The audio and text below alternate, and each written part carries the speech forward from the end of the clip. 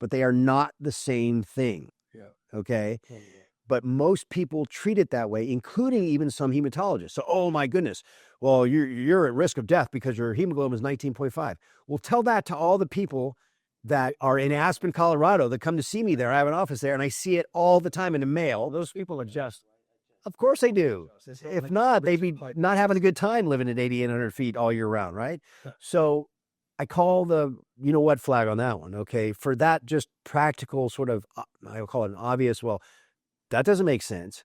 But also, there is a difference between stickiness and viscosity. Now, if the blood is so viscous that it slows the progression through the vasculature, it makes sense. I use the example like you have two magnets. Well, if you go like this really fast, they're less likely to clump together. But if you go like this, then you have a chance for them to stick, right? That's as close as I can get without getting into the true physics of it, to say that, yes, there's a correlation, but not like the doctors assume. I've seen patients with true autoimmune polycythemia rubra that have H&H numbers that you go, that's not possible, that are walking around doing fine. I see them at Gold's Gym a lot, and they're doing The key fine. factor is the platelets, the thrombocytes should be kept low. Well, the key factor to me is, well, that obviously comes into play because that's more to do with the stickiness, right? But to me, it's, does the patient have any side effects? Because I don't see 21s and 23s in terms of hemoglobin often and commensurate hematocrits. What I see is typically somewhere between, say, 18.5 hemoglobin. I'm just using that because it's an easy number. Again, for the audience, you multiply times 3 roughly to get a hematocrit that's commensurate. But 18.5 to 19.5 is when symptoms occur. So that you get up out of a chair, and it takes an extra beat or two of your heart to get the blood from your legs to your head. And you go, whoa, I kind of feel dizzy. And it's not because you have a low blood sugar or you're dehydrated. Your blood is viscous, though, because you have too many of these red blood cells. Then I say it makes sense to go ahead and donate blood.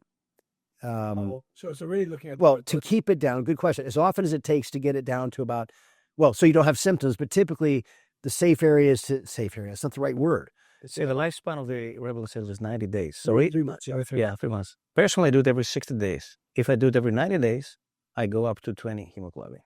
Do you have side effects? Do you feel that dizziness and erectile dysfunction can be an issue too, by the way? It's heat intolerance. Heat intolerance, it makes sense. Sometimes it's blurry. Sometimes. Yeah. Occasionally. Then that makes sense to tell the patient, When go ahead and 60 days, my hemoglobin is 70.5. And this is a good number for me. Yeah. And I've been below 17, by the way, in my life.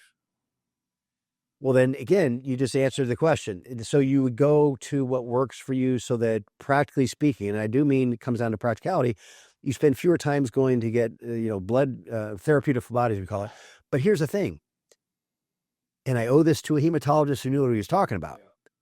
What are you doing? You're also tapping into your blood, your stem cells every time you do this. Do you really want to do that if you don't have symptoms and you realize that you're really not at risk? And even if you think you're at risk, we'll take your fish oil, your curcumin, the things that they would give you to thin the blood, so to speak, or baby aspirin, not my favorite. Yeah, something that we've used in Europe is pentoxifylline or pentoxifylline. Yeah, I think it's a brand. And improves the blood flow, yeah. just to cover your bases. But again, the dose to smaller ones in order to avoid the spike in the HT perhaps. well, it goes back to the same thing we were talking about with using, an AI. Or the cream, which is Put it to pay Paul, right? or the cream. How about fixing the source of the leverage of the H&H? Which is, Actually, you can see it in the nose or the throat or the neck. say again? So for you, it's either in the nasal septum or the throat or the neck. Well, somewhere in the airway, Tubulars.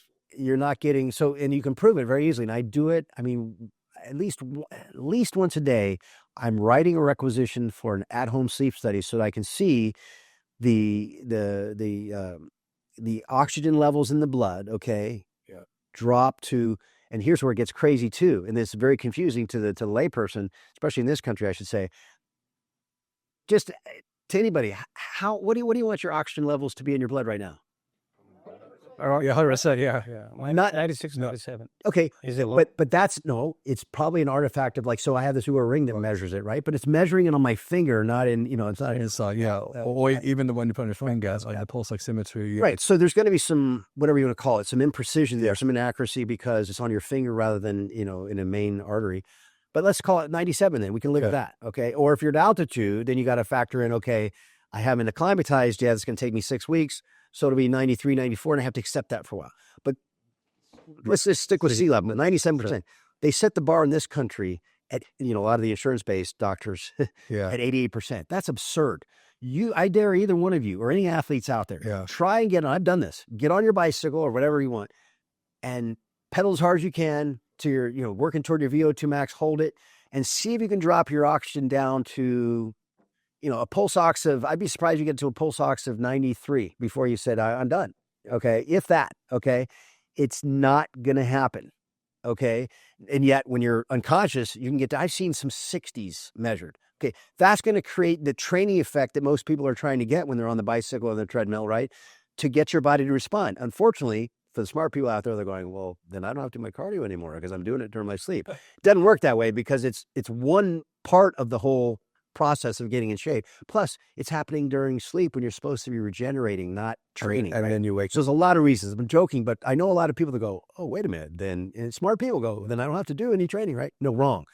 So you're using pulse oximetry very easily. I mean, you can buy some of these things on Amazon. Don't buy the $29.99 ones, but a $200 version will get you what you need for your sleep. And you say, oh my goodness. Oura works pretty well, by the way, to identify, oh, look, my pulse ox, the level of oxygen in my blood is dropping to a level that is making my body accommodate and create more oxygen carrying capacity. And that's the issue. 100% except for a very rare occasion where I see, oh yeah, it is a JAK2 gene mutation. Whoops. Yeah, and there's not much you can do about that, but bloodlet, and that is actually a treatment. Or we can't make more red blood cells, but that's a whole other topic. Yeah. Very rare. Very rare. So for most patients on TRT, there will be some increase. Sometimes it's a good thing because they've been at such a low base to begin with. That it's good that testosterone does that. I've seen doctors, I won't name names, of course, but doctors with anemia because their testosterone was so low. Yeah, that's not healthy. That's not optimal. That's not right.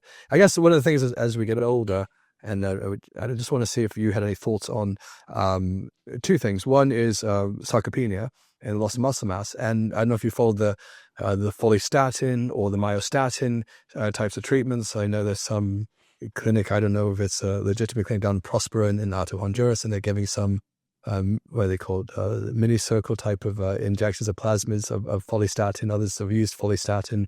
There's a pharmaceutical company, I think Eli Lilly, is repurposing a drug that they used for some sort of muscular dystrophy called bimagrumab, which is going by IV treatment. They're now going to repurpose it to go along with the Ozempics and the Mounjaros and these type of medications, because one of the things was those medications may cause you to lose muscle, but then so does weight loss. So they're going to combine the two or have this two on offer.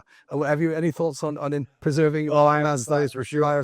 You just gave me a broad window of response. So yeah.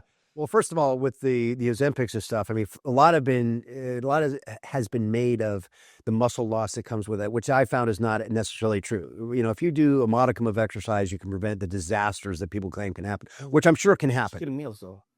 Right, you're saving meals, but you're also, you're, and we've proven this with the intermittent fasting. As long as you're providing some drive for the body to at least maintain, or I'm probably not going to accrete any muscle mass, but you won't see as much loss as the doomsdayers say that are against this stuff. But it makes sense that a pharmaceutical company is going to glom onto that and say, well, we've got the new latest and greatest combo that are going to help you.